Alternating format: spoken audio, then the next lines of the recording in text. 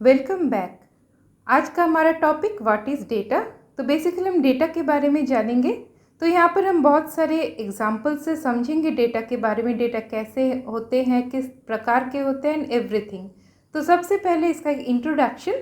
तो यहाँ पर जैसे लिखा है, data refers to a collection of facts मतलब तथ्य, स्टैटिस्टिक्स मतलब आंकड़े, और इंफॉर्मेशन मतलब जानकारी that can be processed, analysed, interpreted मतलब एक प्रक्रिया से, या फिर इसको हम बोल सकते हैं विश्लेषण करके, व्याख्या करके, और यूज टू ड्रॉ कंक्लूजन्स मतलब एक निष्कर्ष पर पहुंचना होता है। इन डेटा को प्रोसेसिंग करके या फिर एनालाइज करके फिर इंटरप्रेट करके हमको एक मतलब कंक्लूजन जो होता है वो एक बहुत ही मीनिंगफुल कंक्लूजन, इंसाइट्स को जान के हमें पहुंचना होता है।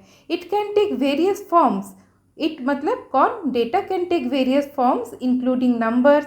डेटा कैसे हो सकते हैं, नंबर्स के रूप में हो सकते हैं, टेक्स्ट के रूप में हो सकते हैं, इमेजेस के रूप में हो सकते हैं, ऑडियो, वीडियो, और कई प्रकार के इसके फॉर्म हो सकते हैं। अब data is fundamental to understanding and making informed decision in various fields including science, business, technology and research। तो मोर और लेस डेटा क्या है, ये कुछ तथ्य, आंकड़े या फिर जानकारी है जिसका प्रोसेसिंग होने के बाद, विश्लेषण करने के बाद, प्रॉपर व्याख्या होने के बाद एक मतलब निष्कर्ष पर हम पहुंचते हैं, जिससे और भी एडवांस लेवल में हमको कुछ फ़ायदे होते हैं। मतलब कोई एक बिजनेस हुआ तो उसके किस तरह से फ़ायदे हो सकते हैं वो हम कमिंग स्लाइड्स में समझेंगे कुछ एग्जाम्पल्स के साथ। तो अब आगे चलते हैं। तो एक सिंपल सा एग्जाम्पल लेते हैं, example related to school environment.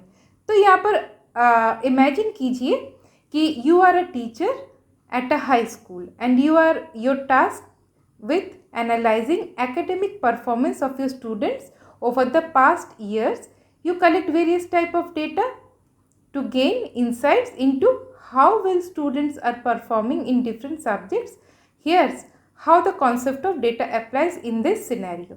मतलब आप एक टीचर हैं और स्कूल के बेहतरी के लिए पिछले कुछ सालों से बच्चे कैसे एकेडमिक में या फिर एकेडमिक के अलावा जैसे सीसीए, को करिकुलर एक्टिविटीज़, ये सब में कैसे परफॉर्म करें, क्योंकि ये सब मिलाकर ही स्कूल का ग्रोथ होता है। इनसाइट्स मतलब सारे फैक्ट्स को कलेक्ट करके एक निर्णय लिया जाएगा कि कहाँ पे सुधार करना है और कहाँ पर अभी भी और ध्यान देना है, ये सब के बारे में।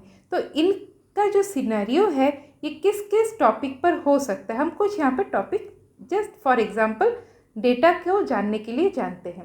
तो फर्स्ट जैसे हो सकता है कि student grades, you collect the grades of each student for different subject. अलग अलग सब्जेक्ट के लिए बच्चों को कैसे कैसे ग्रेड मिले, आपने वो लिया, रिकॉर्ड किया नंबर को। This data can be processed and analysed to determine which subjects the majority of students are excelling in and which ones might require more attention. Suppose बच्चों ने मैथ्स में अच्छा किया, इंग्लिश में अच्छा किया, मगर वो हिंदी में पीछे रह गए। तो ये जो सारा डेटा आपको मिला, वहाँ से आपने एक जैसे चार्ट के रूप में हो या इस तरह का कुछ विजुअलाइजेशन को देखकर आपने इंसाइट्स निकाले कि ओके, इस सब्जेक्ट में पिछड़ रहा है तो इस सब्जेक्ट के लिए हमें और ध्यान देना है और कुछ करना है। तो यहाँ से बेहतरी की तरफ जाएगा स्कूल और बच्चों का भविष्य भी। नेक्स्ट क्या हो सकता है, जैसे attendance records. You maintain attendance records for each student, marking whether they were present or absent on each school day. By analyzing this data, you can identify patterns of attendance and potentially correlate attendance with academic performance। अब attendance sheet से भी आप बहुत कुछ pattern ढूंढ सकते हैं कि बच्चे कितने दिन एब्सेंट रहते हैं, किस किस दिन एब्सेंट रहते हैं, किन महीनों में एब्सेंट रहते हैं, एग्ज़ाम से पहले एब्सेंट रहते हैं। तो ये सारे इंसाइट्स और ये किस तरह से इफ़ेक्ट करते हैं, बच्चों का अटेंडेंस इफ़ेक्ट करता है उनके पढ़ाई और रिजल्ट के ऊपर। तो यहाँ से आप कुछ और डिफरेंट वे का रूल्स ले सकते हैं, निर्णय ले सकते हैं। तो यहाँ से आपको काफ़ी सारे पैटर्न्स और इंसाइट्स मिल जाएंगे, तो इसके ऊपर एक बहुत बड़ा डिसीजन बन सकता है। नेक्स्ट और एक टॉपिक हो सकता है standardised test scores. You gather scores from standardised test that students took during the year. These scores are numerical data points that can be used to access the overall performance of the student and identify areas where improvement might be needed. Same पहले वाले point की तरह है कि आप हर एक जैसे monthly exams लेते हैं और वहाँ से आप एक निष्कर्ष निकालते हैं कि अच्छा ये वाले पार्ट में इस सब्जेक्ट के इस टॉपिक में कमज़ोरी रह जा रही है, तो इसको कैसे सुधारा जाए। जब इतने सारे डेटा होंगे तो एक एक डेटा को देख के समझ पाना और या फिर इतने सारे डेटा को एक साथ डाल के उस पर प्रोसेसिंग करके एनालिसिस करके देखना वो ज़्यादा बेहतर होता है।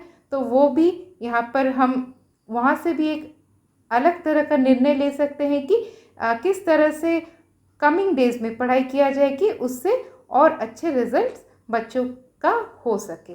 तो उसी तरह से गेम्स एंड स्पोर्ट्स के लिए भी है extra curricular activities. You can collect data of students participation in extracurricular activities such as sports, clubs and competitions. Analyzing this data can help you determine if there is a correlation between involvement in extracurricular and academic success. बच्चे खेल में भाग ले रहे हैं और पढ़ाई में भाग ले रहे हैं, तो ये दोनों का भी एक रिलेशन आप यहाँ से ढूंढ सकते हैं। इसी तरह का और एक सिंपल सा पॉइंट हम डिस्कस करने के बाद एक प्रॉपर एग्जाम्पल में चलेंगे।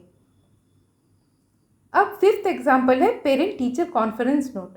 अब जैसे एग्ज़ाम के बाद या फिर हर 3 मंथ या फिर 5 मंथ के बाद एक PTM होता है।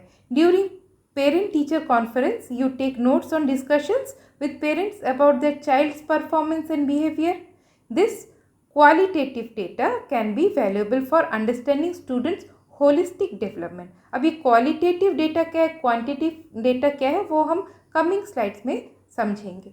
तो यहाँ पर क्या है कि पेरेंट्स के साथ बातें करके एक स्टूडेंट के holistic, not only academic, not only को करिकुलर, उसके अलावा भी एक बच्चे को ग्रो करने में बहुत तरह के डिफरेंट उसके एरियाज रहते हैं, तो उस पर भी क्योंकि बच्चा एक स्टूडेंट स्कूल में ज़्यादा टाइम बिताता है तो उस पर भी स्कूल ध्यान दे सकता है। तो ये कुछ पॉइंट्स थे। अब हम एक एक्टिविटी की तरफ चलते हैं। तो हमारा एक्टिविटी क्या है, create a data set about Rohan. एक स्टूडेंट को हम अब चुनते हैं, वो है Rohan, with the following attributes और फील्ड्स। अब फील्ड्स क्या क्या है। अब एट्रीब्यूट जैसे एक स्टूडेंट का name, age, address, class, number of friends, number of FB posts, type of FB posts, number of word docs created, type of word docs created. अब साइज ऑफ द फील्ड, अब यहीं पे थोड़ा सा difference आ जाता है data के ऊपर। जैसे size of the field 100, data type character name के लिए। उस तरह एज, जिसका साइज ऑफ द फील्ड मतलब वो उसका जो फील्ड होगा एज का, मतलब अगर हम एज लिख रहे हैं तो जैसे अगर हम लिख रहे हैं 12, 1, 2, तो उसका साइज़ क्या हुआ 2। इस तरह से थोड़ा बहुत साइज़ आप सोचिए। तो ये क्या है, नंबर है। मगर यहाँ पर कुछ देखिए साइज ऑफ द फील्ड और डेटा टाइप है, कैन यू गेस। तो यहीं पर डेटा और डेटा टाइप्स डिफरेंट हो जा रहे हैं, वो हम अभी एग्जाम्पल से जानेंगे। रोहन के मतलब डेटा सेट को हम अभी रेडी करेंगे ये सब के ऊपर। तो नेक्स्ट, रोहन का डेटा सेट कैसे दिख सकता है। जैसे नेम रोहन हुआ, उसका एज 15 हुआ, उसका एड्रेस कुछ इस तरह से थोड़ा सा लॉन्ग टेक्स्ट है ये, क्लास क्या है, नंबर ऑफ फ्रेंड्स क्या है। तो यहाँ पर आप देख के थोड़ा सा तो आइडिया लगा ही लिए होंगे कि कुछ जो फील्ड्स हैं वहाँ पर जैसे फिक्स्ड डेटा टाइप है। जैसे एज एक नंबर ही होगा, एज के जगह पे हम और कुछ नहीं लिखेंगे, हम यहाँ पर नंबर से ही रिप्रेजेंट करने से ही हमारे लिए ये हो जाएगा। मगर टाइप ऑफ FB पोस्ट ये थोड़ा सा डिफरेंट दिख रहा है, टाइप ऑफ वर्ड डॉक्स ये थोड़ा सा डिफरेंट दिख रहा है, और यही था कैन यू गेस उस पार्ट में। तो ये क्या है और ये क्यों ऐसे डिफरेंट है वो हम अब जानेंगे। तो मोर और लेस आपको अभी ये पता चल गया कि रोहन का डेटा सेट कैसे दिख सकता है। और ये रोहन नेम जैसे ये फील्ड है, रोहन उसका डेटा है, और किस तरह का डेटा है उसको हम बोल रहे हैं डेटा टाइप। जैसे रोहन लिखा है ये कैरेक्टर है, तो रोहन मतलब ये कैरेक्टर टाइप का डेटा टाइप है, मतलब यहाँ पर हम अक्षरों से लिखेंगे। एज जो एक फील्ड है 15 उसका डेटा टाइप है, ये एक नंबर, ये न्यूमेरिक, तो हम यहाँ पर नंबर से ही रिप्रेजेंट करेंगे। यहाँ तक क्लियर है। अब नेक्स्ट स्लाइड में चलते हैं। यहाँ पर डेटा सेट को हम कैटेगराइज करते हैं। अब कैटेगराइजेशन दो तरह से हम कर सकते। तो फर्स्ट पार्ट में मैंने रखा जैसे स्ट्रक्चर्ड डेटा। अब ये स्ट्रक्चर्ड डेटा और अनस्ट्रक्चर्ड डेटा क्या है इसको भी हम जानेंगे विद एग्जांपल्स। सपोज यहाँ पे लिखा है स्ट्रक्चर्ड डेटा। अब हमने रोहन के डेटा सेट से जैसे age, class, number of friends, number of FB post और नंबर ऑफ वर्ड डॉक्स, इसको हम बोल रहे हैं स्ट्रक्चर्ड डेटा। क्यों बोल रहे हैं अभी थोड़ी देर में जानेंगे। अब सेकंड है अनस्ट्रक्चर्ड डेटा, जैसे name, address, type of FB post, type of word docs, इसको अनस्ट्रक्चर्ड बोल रहे हैं। और यहाँ पर एक बात हमें देखने को मिल रहा है कि नेम और एड्रेस इसको हम अनस्ट्रक्चर्ड में क्यों डाल रहे हैं। और सेकंड टाइप से हम इसको डिवाइड कर सकते हैं कि नेम और एड्रेस इसको हम सेमी स्ट्रक्चर्ड डेटा में भी पुट कर सकते हैं। तो अभी के लिए हम इसे स्ट्रक्चर और अनस्ट्रक्चर्ड डेटा में ही डालेंगे और ये क्या है इसको हम जानेंगे। तो यहाँ पर देखिए लिखा है structured data is organised and follows a specific format. Number मतलब नंबर का अगर साइज 3 है तो वो 3 अक्षर ही आएंगे। आप अक्षर मान के चले 3 नंबर्स ही आएंगे। Making it easy to store and analyse, मतलब स्टोर करने में, क्योंकि आपको पहले से ही पता है कि यहाँ पर एक न्यूमेरिक वैल्यू, इस फील्ड में न्यूमेरिक वैल्यू ही आएगा, तो यहाँ पर एनालिसिस करने में भी आसानी होगी। नेक्स्ट क्या है unstructured data. On the other hand doesn't follow a specific structure and may contain varying types of information that aren't as easily categorised और एनालाइज्ड विदाउट एडिशनल कॉन्टेक्स्ट। अब ये एडिशनल कॉन्टेक्स्ट मतलब क्या है, कॉन्टेक्स्ट मतलब प्रसंग, मतलब यहाँ पर देखिए in case the name, address, type of FB post and type of word docs fields are more open ended. Address में कोई फिक्स्ड लेंथ नहीं है और एड्रेस में हम नंबर और टेक्स्ट कुछ तरह का भी डाल सकते हैं, या फिर ये थोड़ा डिफरेंट हो भी सकता है, नेम डिफरेंट हो भी सकता है, मगर क्लास या फिर रोल नंबर या फिर एज नंबर ही रहेगा। तो यहाँ पे थोड़ा ओपन एंडेड है। जैसे टाइप ऑफ एफबी पोस्ट और टाइप ऑफ वर्ड डॉक्स ये पूरा ही ओपन एंडेड है, ये पूरी अनस्ट्रक्चर्ड है, मगर एड्रेस और नेम को हम स्ट्रक्चर्ड में भी सोच सकते हैं या फिर सेमी स्ट्रक्चर्ड में भी सोच सकते हैं। तो चलिए नेक्स्ट स्लाइड देखते हैं रोहन के डेटा सेट के एग्जाम्पल से। अब यहाँ पर जैसे सोशल मीडिया एक्टिविटी, इस पार्ट में देखिए नंबर ऑफ एफबी पोस्ट, ये क्या है, कितने नंबर, ये यहाँ पे 25 हो सकता है, 30 हो सकता है, 100 हो सकता है, मगर ये नंबर ही रहेंगे। मगर टाइप ऑफ एफबी पोस्ट मतलब एफबी पोस्ट का प्रकार, अब यहाँ पर टेक्स्ट भी हो सकता है, यहाँ पर हम इमेजेस भी डाल सकते हैं, एफबी पोस्ट में वीडियोस भी हो सकता है, म्यूज़िक भी हो सकता है। यहाँ पर कोई पहले से कोई डिटरमाइंड नहीं है कि यही होगा, यहाँ पर कुछ भी हो सकता है। तो यहाँ पर एक डिफरेंस मालूम पड़ा। अब डॉक्यूमेंट क्रिएशन एक्टिविटी, अगर ये वाला पार्ट लेते हैं, अब number of word docs, number of word docs मतलब कितने नंबर है वर्ड डॉक्यूमेंट के, 10, 20, 25, तो ये नंबर से रहेंगे। अब टाइप ऑफ डॉक्स, ये स्कूल प्रोजेक्ट्स, ये एक ओपन एंडेड है, इसको और थोड़ी बेहतर वे से हम जानते हैं। अब स्ट्रक्चर्ड डेटा को हम क्वांटिटेटिव डेटा भी बोलते हैं।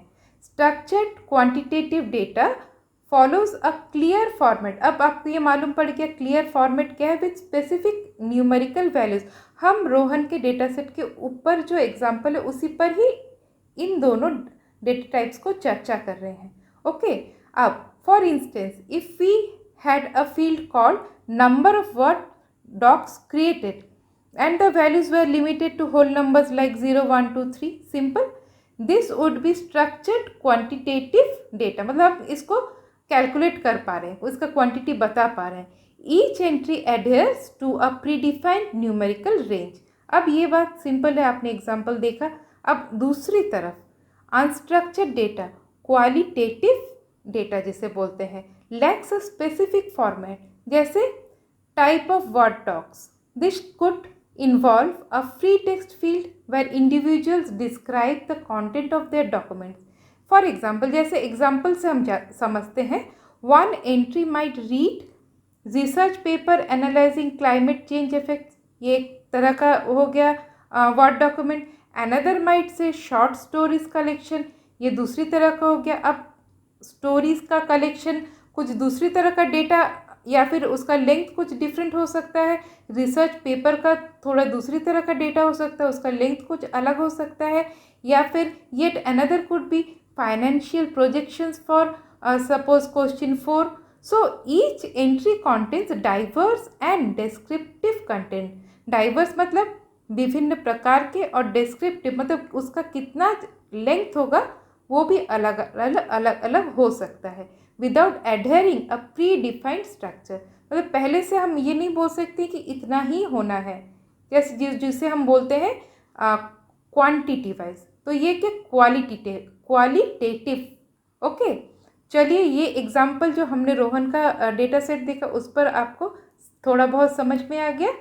अब structured data is primary classified as quantitative information representing the type of data we commonly interact with in our daily task. जैसे हम लोग गिनती करते हैं, टाइम बताते हैं, तो ये सारे जैसे क्वांटिटेटिव हुआ. Structured data adheres to predetermined data types and formats. ये भी आपको समझ में आ गया, पहले से ही हम डिफाइन कर सकते हैं कि ये न्यूमेरिकल डेटा होगा या फिर ये कैरेक्टर डेटा होगा, तो ये पहले से हम बता सकते हैं. Ensuring it's seamless integration. अब यहाँ पर जो मेन बात है, ensuring it's seamless integration into database columns and spreadsheet fields. अब this form of data is well organized and lends itself readily to analysis. अब यहाँ पर जो हम डेटाबेस की बात बोल रहे हैं, जहाँ पर बोल रहे हैं ये सीमलेसली इंटीग्रेट कर सकता है रोज और कॉलम के साथ, तो इसके लिए क्या होता है, in the context of the aforementioned activity examples of structured data include name, age, address and more. These data elements are neatly organized within accurately defined fields. Structured data finds its ideal home in relational databases or spreadsheets. Applications such as Excel serving as a primary illustration of its characteristics. मतलब इस तरह के structured data जो पहले से ही अच्छे format में होते हैं, कौन सा प्री डिटरमाइंड डेटा टाइप होते हैं, तो इस तरह का डेटा हम कहाँ पर स्टोर कर सकते हैं, हम स्टोर कर सकते हैं रिलेशनल डेटाबेसेस जैसे एसक्यूएल सर्वर, माई एसक्यूएल, पोस्टग्रेसक्यूएल, तो इस तरह, या फिर कुछ स्प्रेडशीट जैसे एक्सेल. अब दूसरी तरफ unstructured data. However when it comes to categorizing the field of type of Facebook post पे हमने देखा इमेज डाल सकते हैं, टेक्स्ट डाल सकते हैं. The concept of predefined data types becomes somewhat exclusive. In reality, your Facebook post can encompass a wide range of content. बहुत तरह का कंटेंट उसमें जा सकता है, डल सकता है, जैसे टेक्स्ट, इमेज, वीडियो, ऑडियो और बहुत कुछ. Attempting to impose a single fixed data, अगर हम बोलेंगे यहाँ पर न्यूमेरिक वैल्यू ही आएगा या फिर कैरेक्टर वैल्यू ही आएगा, तब बड़ा मुश्किल हो जाएगा. तब क्या होगा, data type on such diverse content is impractical, leading to the classification of this data as unstructured data. In unstructured data, neither the size nor the data type is predefined. अब समझ में आ गया कि unstructured data में पहले से हम डेटा टाइप और डेटा का साइज हम पहले से तय नहीं कर सकते. तो इसके लिए हमारे पास कौन सा ऑप्शन बचता है कि unstructured data is typically classified as qualitative data and it cannot be effectively processed and analyzed using conventional methods employed by RDBMS. तो RDBMS नहीं है तो कौन है इसके लिए? Examples of unstructured data abound encompassing text, video, audio, mobile activity, social media interaction, satellite imagery.